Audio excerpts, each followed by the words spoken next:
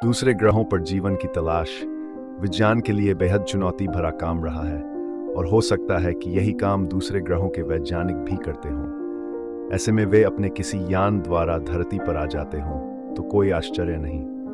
हम भी तो चंद्र ग्रह, मंगल ग्रह पर पहुंच गए हैं। हमने शनि पर भी एक यान भेज दिया है। अब किसी न किसी दिन मानव भी उन यानों में बैठकर जाने की हिम्मत करेंगे।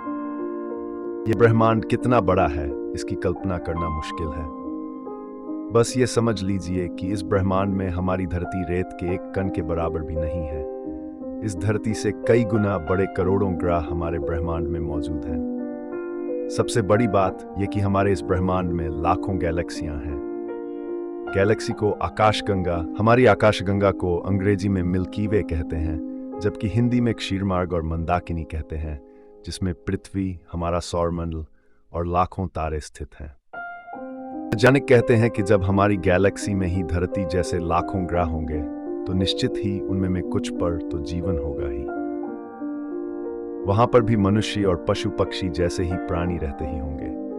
हो सकता है कि उनमें से कुछ हमारी सोच से कमजोर हो और कुछ मनुष्य जाति से कई गुना बुद्धिमान और टेक्नोलॉजी में संपन्न हो। ऐसे ही लोगों को एलियन कहते हैं। एलियन का अर्थ होता है परग्रहवासी या दूसरे ग्रह का निवासी।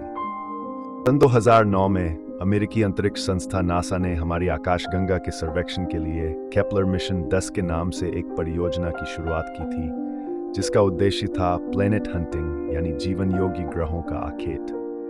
यह अंतरिक्ष वेधशाला शक्तिशाली टेलीस्कोप से सज्जित है, जो पृथ्वी जैसे आकार और गुणों वाले ग्रहों की खोज कर रहा है। भी पता लगाने की कोशिशें हो रही हैं कि 400 अरब तारे और इतने ही ग्रहों वाली हमारी आकाशगंगा के कितने ग्रहों में जीवन संभव है। एक अध्ययन के अनुसार हमारी आकाशगंगा में 107 अरब ग्रह है जहां एलियंस हो सकते हैं। वर्षों के वैज्ञानिक शोध से यह पता चला कि 10,000 ईपू धरती पर एलियंस उतरे और उन्होंने पहले इंसानी कबीले के सरदारों को जान दिया और फिर बाद में उन्होंने राजाओं को अपना संदेशवाहक बनाया। वे अलग अलग काल में अलग अलग परंपरा समाज की रखकर धरती के देवता या कहें कि फरिश्ते बन बैठे। इजिप्ट, मिस्र, Mesopotamia, Sumerian, Inca, Babylonia, Sindhu घाटी, माया, मोहनजोदड़ो और दुनिया की तमाम सभ्यताओं के विकास में उन्हीं का योगदान रहा है। उन्होंने ही चीन, भारत, मिस्र, इसराइल, अमेरिका और रशिया में ऐसे स्मारक, पूजा स्थल या अजूबे बनाए जिन्हें बनाना मनुष्य के बस की बात ही नहीं लगती। 1948 के बाद सुदूर अंतरिक्ष में रहने वाले एलियंस अमेरिका और ब्रिटेन के परमाणु मिसाइल वाले स्थलों पर की बार मंडराए थे। अमेरिकी वायुसेना के पूर्वजवानों का दावा है कि ब्रिटेन के सफोल्क परमाणु स्थल पर वे उतरे भी थे। इन अधिकारियों ने अज्ञात उड़नतस्तरियों से जुड़े अपने अनुभवों को सार्वजनिक करने की घोषणा भी की थी। अमेरिकी वायुसेना के अधिकारी कैप्टन रॉबर्ट सलास ने बताया कि हम अनजान उड़नतस्तरियों के बारे में बातें कर रहे। हम इन्हें अक्सर यूएफओ के नाम। नासा के एक वैज्ञानिक ने अनुमान जताया है कि हो सकता है कि एलियंस धरती पर आए हों, लेकिन हमें पता न चला हो। नासा के कंप्यूटर साइंटिस्ट और प्रोफेसर सिल्वानो पी कोलंबो ने एक रिसर्च पेपर में ऐसा दावा किया है कि हो सकता है कि एलियंस की संरचना परंपरागत कार्बन संरचना पर आधारित न हो, इसलिए हमें इनका पता न चल पाया हो। सिल्वानो ने कहा कि एलियंस इंसानों की कल्पना से बिल्कुल अलग दिखते हों।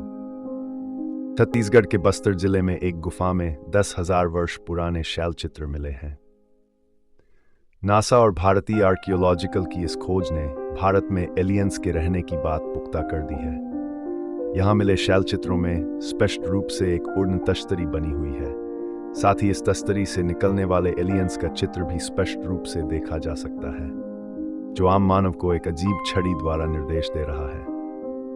इस एलियंस ने अपने सिर पर हेलमेट जैसा भी कुछ पहन रखा है, जिस पर कुछ एंटीना लगे हैं। विश्व भर के वैज्ञानिक मानते हैं कि धरती पर कुछ जगहों पर छुपकर रहते हैं दूसरे ग्रह के लोग। उन जगहों में से एक हिमालय है और दूसरा समुद्री सुरंगें और गुफाएं, और तीसरी जगह हो सकती है वे जंगल जहां मनुष्य कभी नहीं जाता। अंत में चौथी जगह ये कि वे हमारे बीच में ही रहते हों, मनुष्य की तरह। विश्व भर में एलियंस या यूएफओ के देखे जाने की घटना का वर्णन हमें अखबारों या किताबों में मिलता है।